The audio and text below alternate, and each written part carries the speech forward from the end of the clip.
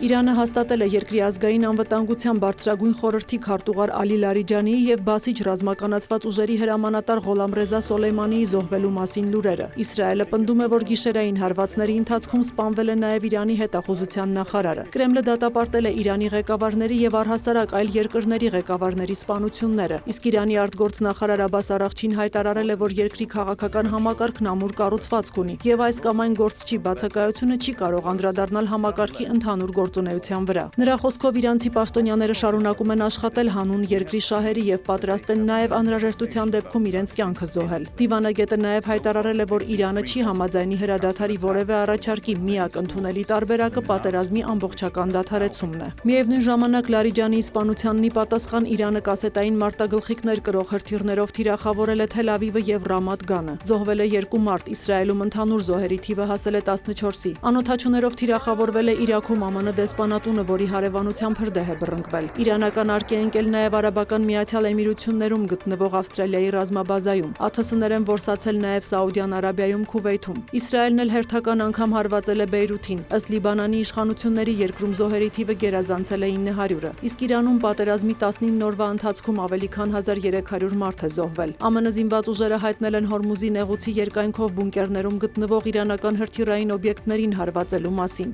Իրանն ատոմային էներգիայի միջազգային գործակալությանը տեղեկացրել է, որ Բուշեր ատոմային էլեկտրակայանի տարածքում արգ է ընկել։ Վնասներ չեն արձանագրվել։ ԱՄԳ ղեկավար Ռաֆայել Գրոսին կրկին առավելագույն զսպվածության կոչ է արել միջուկային աղետի վտանգը կանխելու համար։ Ընթացող ռազմական գործողությունների ֆոնին ՆԱՏՕ-ն Թուրքիա է ուղարկում երկրորդ Փեթրիոտ զենիթահրթիռային համակարգը։ Այն կտեղակայվի Ադենայի նահանգի Ինջիրլիկ ավիաբազայում։ Մերձավոր Արևելքում պահպանվող լարվածությունը հեռախոսազրույցի ընթացքում քննարկել են Ադրբեջանի նախագահը և Գերմանիայի կանցլերը։ Իլհամ Ալիևը և Ֆրիդրիխ Մերցը կարծիքներ են փոխանակել ստեղծված իրավիճակի և Հարավային Կովկասի վրա դրա հնարավոր ազդեցության շուրջ։ Մերցը ողջունել է Հայաստանի և Ադրբեջանի միջև խաղաղության գործընթացը և շեշտել դրա կարևորությունը տարածաշրջանային կայունության համար։ Երկու ղեկավարները քննարկել են նաև երկկողմ հարաբերությունների հեռանկարները և Ադրբեջանի ու Եվրամիության հարաբերությունների ընդլայնման հնարավորությունները։ Հեռախոսազրույց է տեղի ունեցել նաև Իրանի արտաքին գործերի նախարար Աբբաս Արաղչիի և նրա ադրբեջանցի գործընկեր Ջեյհուն Բայրամովի միջև։ Քննարկվել են տարածաշրջանային իրավիճակը և երկկողմ հարաբերությունները։ Բայրամովն ընդգծել է, որ կարևոր է ավարտել Իրանի կողմից Նախիջևանի տարածքում ԱԹՍ-ների հարվածների հետ կապված հետաքննությունը, ինչպես խոստացվել է։ Իրանը նախկինում հերքել էր Նախիջևանին հարվածելու մեղադրանքները։ Զրույցի ընթացքում դիվանագետներն ընդգծել են ռազմական գործողությունների ժամանակ քաղաքացիական թիրախների վրա հարձակումներից խուսափելու, տարածաշրջանում ռազմական էսկալացիայի հնարավորինս արագ դադարեցման և առկա դժվարությունները դիվանագիտական միջոցներով լուծելու անհրաժեշտությունը։ Միևնույն ժամանակ Իրանում տիրող իրավիճակի ֆոնին Բաքուն հերթական հումանիտար օգնությունն է ուղարկել։ 82 տոննա օգնությունը ներառում է սննդամթերք, դեղորայք և բժշկական պարագաներ։ Իրաքը վերսկսել է նավթի արտահանումը Քիրքուքից դեպի թուրքական Ջեյհան նավահանգիստ տանող խողովակաշարով։ Ավելի վաղ արտահանումը դադարեցվել էր, քանի որ Իրանի դեմ ամերիկա-իսրայելական հարվածների ֆոնին իրաքյան աշխարհազորայինները թիրախավորում էին տարածաշրջանի նավթավերամշակման գործարանները։ Նավթի արտահանումը վերսկսելու շուրջ Իրաքի կառավարությունը համաձայնության է եկել ինքնավար Իրաքյան Քրդստանի ղեկավարության հետ։ Սկզբնական շրջանում կարտահանվի օրական 250,000 բարել նավթ։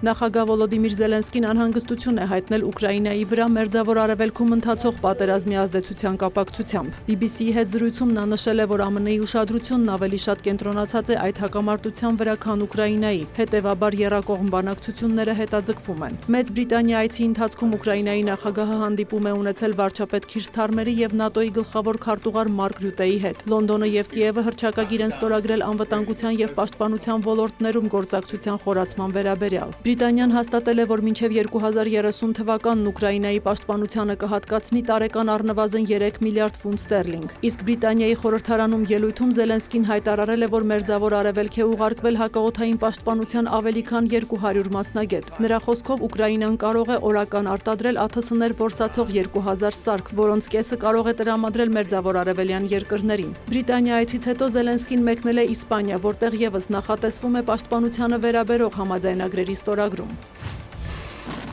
Զուգահեռ շարունակվում են Ուկրաինայի և Ռուսաստանի փոխադարձ հարվածները։ Ռուսական ուժերը շուրջ 150 ԱԹՍ են արձակել Ուկրաինայի ուղղությամբ։ Թիրախավորվել են Սումին, Կրամատորսկը, Օդեսան, Խարկովը։ Մեկ մարդ զոհվել է, կան վիրավորներ։ Ռուսաստանն էլ հայտնել է ուկրաինական 85 անօդաչու խոցելու մասին, Կրասնոդարում կա 1 զոհ։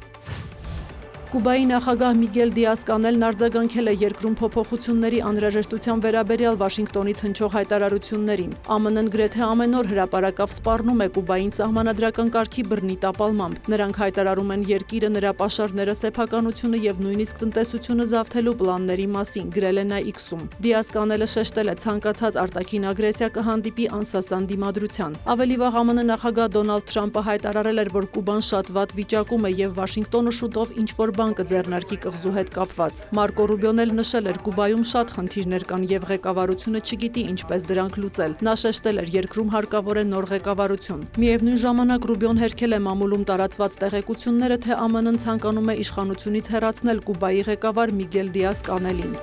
Սյուզաննա Չրաղյան, լուրեր։